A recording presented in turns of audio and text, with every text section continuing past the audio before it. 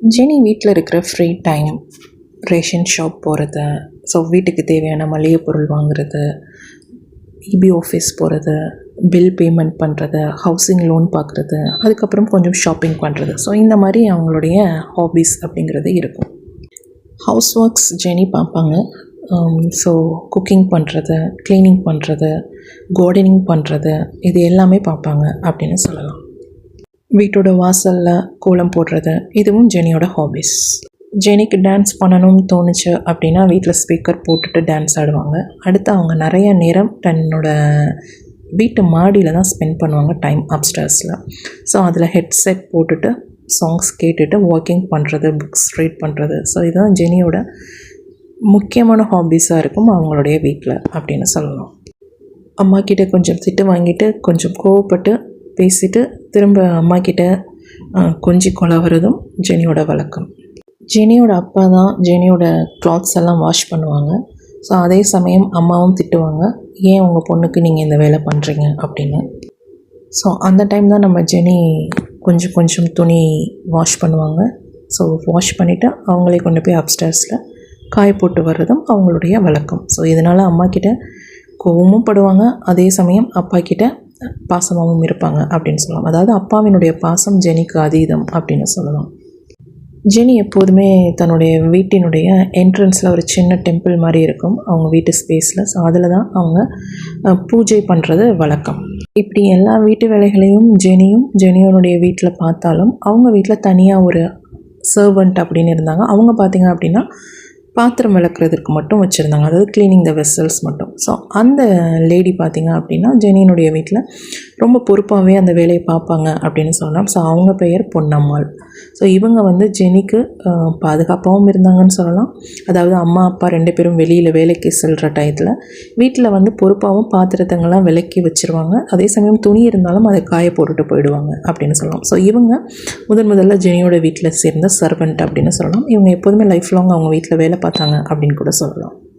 என்னதான் நம்ம சுதந்திரம் வாங்கி பல கருத்துக்களை பொது மேடைகளில் பேசினாலும் ரியல் லைஃப்பில் பார்த்தோம் அப்படின்னா நம்ம நிறைய ஃபேஸ் பண்ணிட்டு தான் வரோம் அப்படின்னு சொல்லலாம். ஸோ அதே மாதிரி தான் ஜெனியோட லைஃப்லையும் நிறவெறி தாக்குதல், இனவெறி தாக்குதல், மொழிவாரி தாக்குதல், ரிலீஜியன், அந்த காஸ்ட், இதெல்லாமே நடந்தது அப்படின்னு சொல்லலாம்.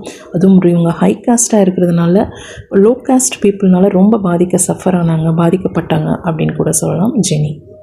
அதே சமயம் தன்னுடைய பள்ளியில் படித்த தோழி ஜென்னி மேக்ஸ்ன்னு சொன்னேன் இல்லையா. ஸோ அவங்க என்ன பண்ணுறாங்க அப்படின்னா ஜெனிஃபர் ஜோஸ்பின் மாதிரியே ஆள்மாறாட்டம் பண்ணுறாங்க. ஸோ இப்போ ஜென்னி மேக்ஸோட ஃபேமிலி அப்படியே ஜெனிஃபர் ஜோஸ்பின் ஃபேமிலி மாதிரியே நடிக்க ஆரம்பிச்சிட்டாங்க அப்படின்னு சொல்லலாம். ஸோ இது ஒரு பெரிய தலைவலியாக ஜெனிக்கு இருந்தது அப்படின்னு கூட சொல்லலாம். ஏன்னா ஆள்மாறாட்டம் அப்படிங்கும்போது நமக்கு உண்மையிலேயே ரொம்ப பெரிய ஒரு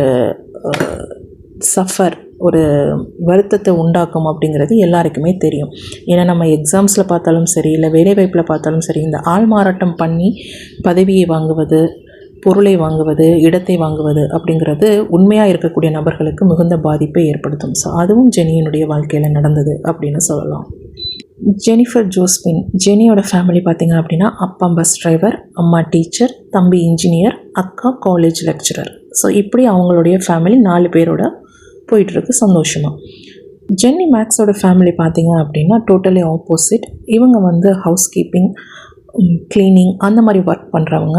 ஸோ அம்மா சர்வெண்ட்டாக வேலை பார்க்குறாங்க. அப்பா ஒரு டிசேபிள் பர்சன்னு சொல்லலாம். ஸோ அவர் பார்த்திங்க அப்படின்னா ஒரு பொலிட்டிக்கல் ஒரு பர்சன், பார்ட்டியில் ஸ்பீச் பேசுகிறாரா இல்லை பங்கேற்கிறாரா அப்படின்னு கூட ஜெனிக்கு தெரியாது. ஸோ இந்த மாதிரி பேக்ரவுண்டில் அவங்க இருக்காங்க. அவங்களுக்கு 2 brothers and 1 sister. ஸோ இவங்களோட ஃபேமிலி பேக்ரவுண்ட் டோட்டலி டிஃப்ரெண்ட், ஒரு அரகண்ட் ஃபேமிலி அப்படின்னு கூட சொல்லலாம்.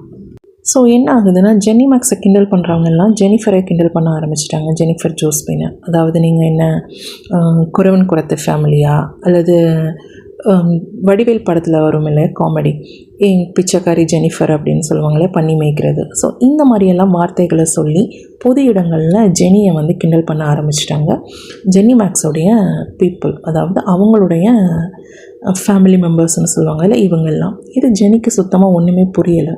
அப்புறம் தான் புரியுது நம்மளை மாதிரியே ஆள்மாறாட்டம் யாரோ பண்ணிகிட்டு இருக்காங்க அப்படின்னு பார்த்தா அது தன் கூட படித்த தோழி தான் அப்படிங்கிறது ஜெனிக்கு தெரிய வருது.